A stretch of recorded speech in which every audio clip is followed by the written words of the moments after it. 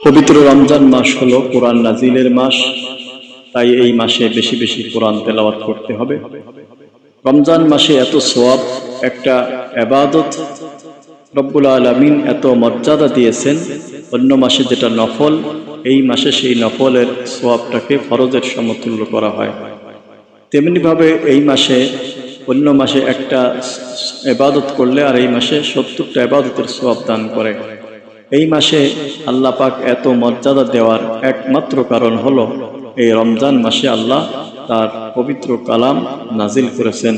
আল্লাহ পাক বলেন, শাহরু রমাদানাল্লাযী উনজিলা ফীহিল কুরআন, আমি এই পবিত্র রমজান মাসে কোরআনকে নাজিল করেছি।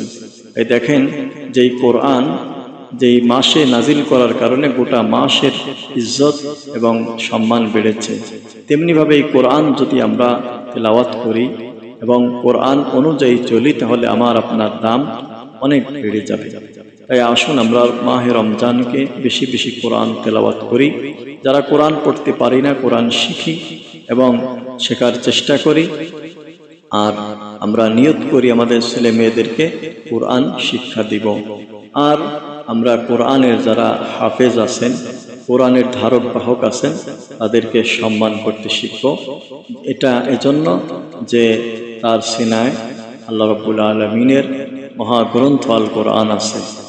তো আসেন, আল্লাহ রাব্বুল আলামিন কোরআন নাজিলের মাসে, বরকতের মাসে আমাদের সবাইকে কোরআন পড়া, কোরআন বোঝা এবং কোরআন অনুযায়ী জীবন গঠন করা, সমাজ গঠন করা, রাষ্ট্র গঠন করার তৌফিক দান করুক।